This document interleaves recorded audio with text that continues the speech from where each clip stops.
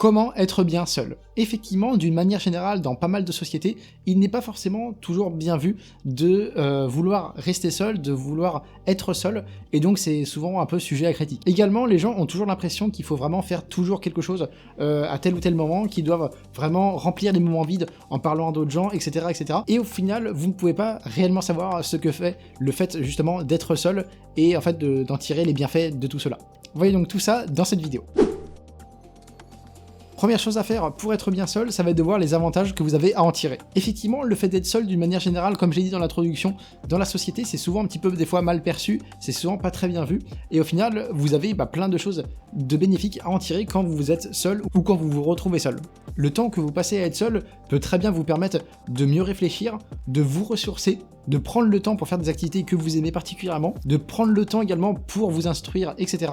De prendre du temps pour se concentrer sur soi, ou bien prendre du temps également pour vous développer personnellement. Effectivement, ça c'est malheureusement pas forcément toujours possible quand vous êtes toujours entouré de personnes ou que vous êtes en groupe, et justement, en fait, quand on est seul, on a vraiment le temps de prendre un peu soin de soi de ce côté-là, et pour revenir en fait d'une meilleure manière, et après pour être bien justement avec les relations interpersonnelles. Vous pouvez donc utiliser ce temps précieux pour en fait faire des bonnes choses sur vous, en investissant en fait entre guillemets sur vous-même, et donc c'est quand même quelque chose de très important, et ça va être vraiment bénéfique sur le moyen long terme. Donc très important de changer votre état d'esprit et de voir les avantages positifs quant au fait d'être seul. Deuxième étape de tout ça, trouver des activités qui vous plaisent. Effectivement, si vous êtes seul mais que vous ne trouvez absolument aucune activité à faire, que y a rien qui vous stimule, etc., eh bien il y a de fortes chances pour que vous voyez d'un œil négatif le fait d'être seul, et voilà. Alors qu'au final, si vous arrivez à trouver des activités qui sont très intéressantes pour vous, que vous aimez particulièrement, qui sont stimulantes pour vous, eh bien il y a de fortes chances pour que vous appréciez d'autant plus le fait d'être seul et vous le valorisez bien plus qu'auparavant.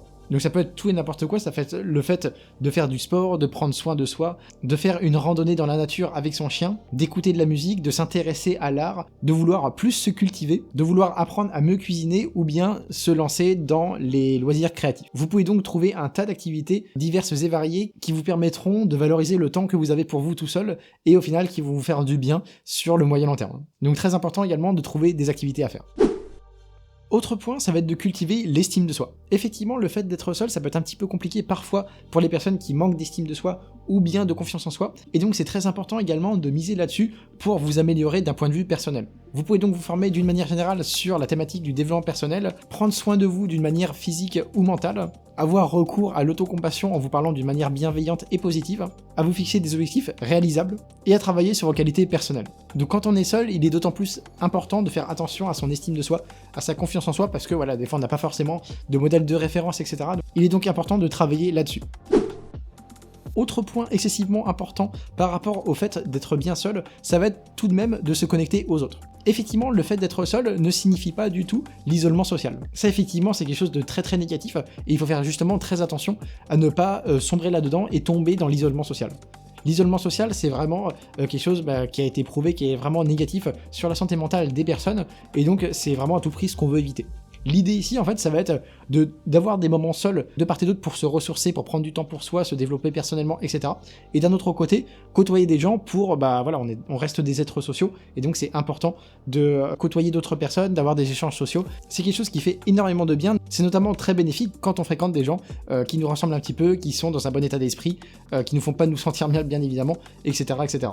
C'est toujours très important de conserver un certain aspect social pour ne pas être déconnecté de la réalité des gens, etc. Autre point très important pour être bien seul, ça va être justement de pratiquer la pleine conscience. La pleine conscience, c'est un principe qui consiste à être vraiment ancré dans le moment présent et être à l'écoute de ses pensées et ses émotions pour vraiment profiter de l'instant présent, être bien à l'heure actuelle, à ne pas penser au passé ou au futur qui viendrait à nous angoisser un petit peu, et en fait ça vous permet d'être vraiment zen à l'instant présent. Pour vous aider à obtenir encore plus ce genre de résultats, vous pouvez pratiquer justement la méditation, la respiration profonde ou bien la marche de pleine conscience. Soyez donc bien ancré dans le moment présent, c'est vraiment comme ça qu'on profite des manières générales des choses. On n'est pas lié au passé, donc il n'y a pas de rancœur, de colère, etc., de frustration, et on regarde pas vers le futur, donc on n'est pas angoissé par des événements qui pourraient arriver, et voilà, au moins le moment présent vous le maîtrisez, donc c'est très important de rester connecté au moment présent pour être vraiment acteur de tout ce qu'il se passe à l'instant T. Et le dernier point que j'ai trouvé très important et nécessaire d'inclure dans cette vidéo, ça va être le fait de ne pas tomber dans les pièges par rapport au fait de vouloir rester seul. Effectivement, il y a malheureusement des personnes qui sont très seules et qui tombent un petit peu dans les pièges. Ils sont dans un état d'énergie qui est pas bon, ils sombrent en fait dans un gouffre en fait émotionnel. Ils ne font que procrastiner systématiquement, ou bien ils s'ennuient d'une manière générale.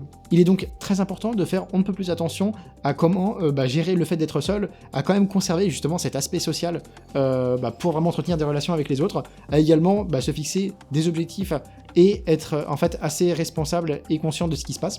Et il faut donc faire très attention à pas se laisser aller et pas sombrer petit à petit dans un état qui serait vraiment négatif pour vous. Essayez aussi vraiment de trouver quelque chose qui vous motive dans la vie, voilà, pour lequel vous ayez un but, et en essayant systématiquement de l'atteindre et d'atteindre après des objectifs de plus en plus compliqués mais que vous pouvez quand même réaliser, ça vous pousse systématiquement à faire des choses, vous voyez un sens à votre vie, vous êtes content de vous lever le matin, etc. etc.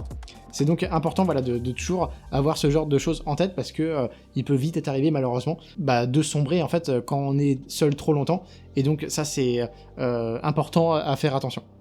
Voilà, en tout cas j'espère vraiment que cette vidéo vous aura plu, si c'est le cas n'hésitez pas à donner un petit like, ça fait toujours plaisir pour moi pour la chaîne, etc. Et puis là je vous dis à bientôt, salut.